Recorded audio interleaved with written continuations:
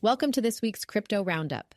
In today's recap, we delve into Changpeng Zhao's sentencing, a dip in post-airdrop valuations, Tether's record-breaking profits, Hong Kong's spot Bitcoin and Ethereum ETFs, A16Z's major investment in Optimism, and legal challenges facing figures like Roger Ver and the founders of privacy-centric crypto services. Let's begin. Binance founder Changpeng Zhao sentenced to 4 months in prison. Former Binance CEO Changpeng CZ Zhao has been sentenced to 4 months in prison by a federal judge in Seattle for failing to comply with the Bank Secrecy Act. During the sentencing, Judge Richard Jones emphasized the unprecedented nature of the case in terms of the volume, scale, and massiveness of the non-compliance.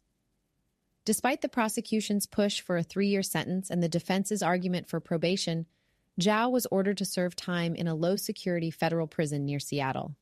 The sentence concludes a years-long Department of Justice Binance investigation, which found systemic anti-money laundering failures.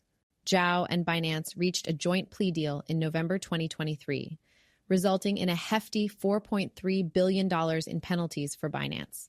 Zhao personally was on the hook for $50 million. Justin Paperney, a former broker and advisor to white-collar criminals, noted that while the sentence is lenient, Zhao will face significant collateral consequences as a convicted felon. Steep decline in Renzo and Camino tokens post-airdrop. Recent airdrops from DeFi protocols Renzo and Camino resulted in sharp declines in their respective tokens, which traded far below their initial expectations.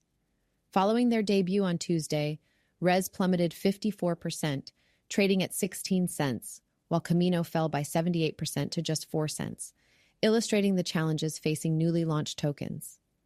These drops occurred amidst a broader crypto market downturn, which declined almost 10% in April.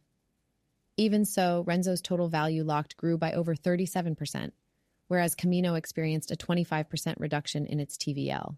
Experts point to a trend where airdrop recipients quickly sell off their tokens, a strategy favored by short-term traders capitalizing on low initial supplies for quick gains. This behavior reflects broader market skepticism toward the sustainability of high valuations set during launches. Mark Weinstein, a partner at digital assets investment firm Mechanism Capital, noted that investors don't believe there is upside potential if a project launches with an 11-figure valuation. Tether shatters records with $4.5 billion Q1 profit.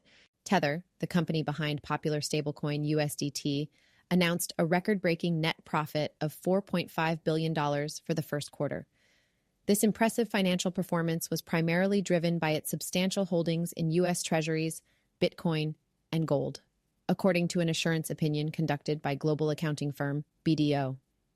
Tether's CEO highlighted the company's commitment to transparency, stability, liquidity, and responsible risk management, noting that Tether's financial strength and stability continue to set industry benchmarks. The company reported an increase in net equity, reaching $11.37 billion through March 31st, up from $7 billion at the end of 2023. Despite these gains, Tether has seen its market share on centralized exchanges decline to 69%, reflecting intense competition within the stablecoin sector. However, the firm maintains a strong liquidity position, with 90% of Tether-issued tokens backed by cash and cash equivalents.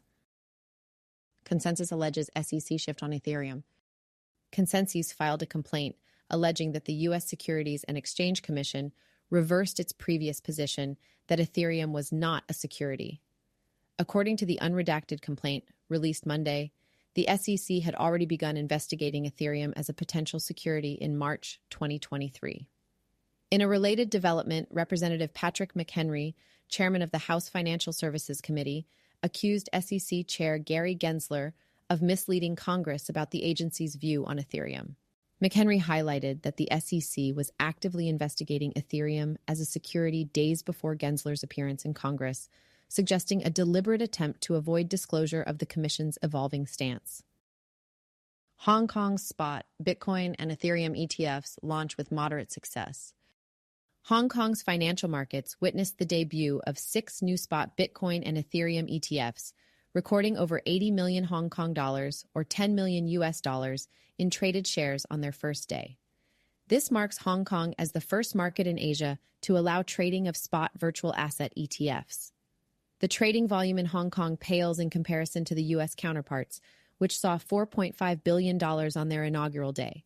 However, the introduction of these ETFs still represents a considerable achievement, outperforming the region's previous Bitcoin and Ethereum futures ETFs, which had an average daily turnover of $6.5 million in the first quarter of 2024.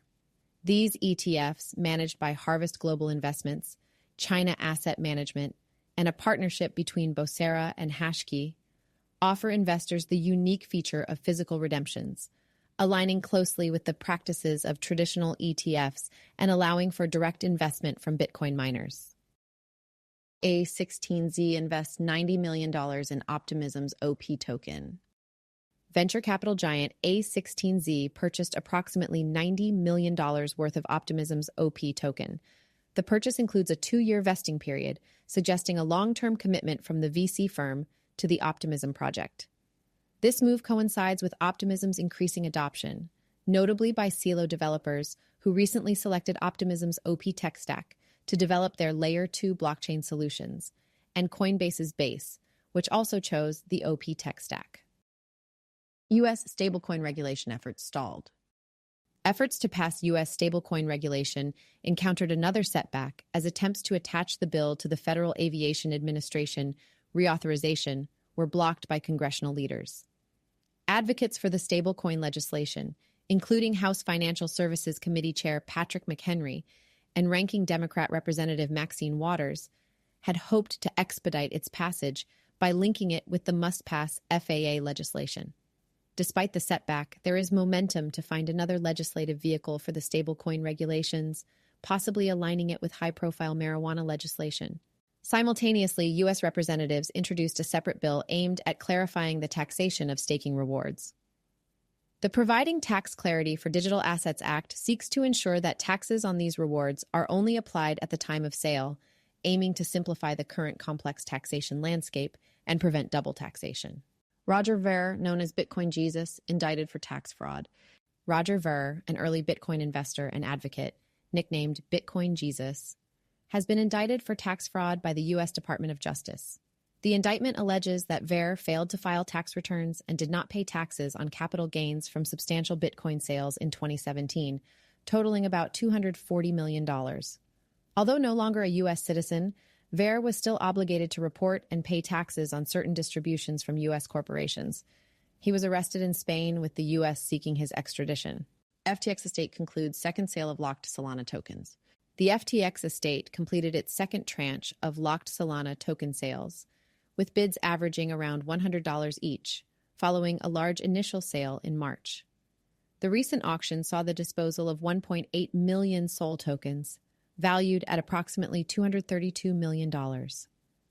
The bids ranged from $85 to $110, with most successful bids over $95, reflecting a discount of 15% to 25% from the current market price. Notable participants included Galaxy Trading and Pantera Capital, the latter securing additional tokens in this second round. The third auction began on Wednesday, targeting both U.S. accredited and non-U.S. investors. Samurai Wallet co-founder Keon Rodriguez pleads not guilty, released on $1 million bond. Keon Rodriguez, co-founder of the privacy-focused Samurai Wallet, pleaded not guilty on charges of money laundering and operating an unlicensed money-transmitting business. Arrested in Pennsylvania, Rodriguez was released on a $1 million bond and has been confined to house arrest until his trial. The DOJ alleges that from 2015 until the recent seizure of Samurai Wallet servers, the app facilitated over $100 million in illegal transactions from dark web markets. Rodriguez's next hearing is scheduled for May 14th in Manhattan. This case parallels the DOJ's actions against Tornado Cash, where developers face similar allegations of facilitating unlawful transactions through their crypto mixing service. Like Rodriguez, Tornado Cash developer Roman Storm is also contesting DOJ claims, arguing that Tornado Cash did not operate as a custodial financial institution. This week, the DOJ challenged Storm's motion to dismiss charges, reaffirming the service's role in money laundering and unlicensed money transmission.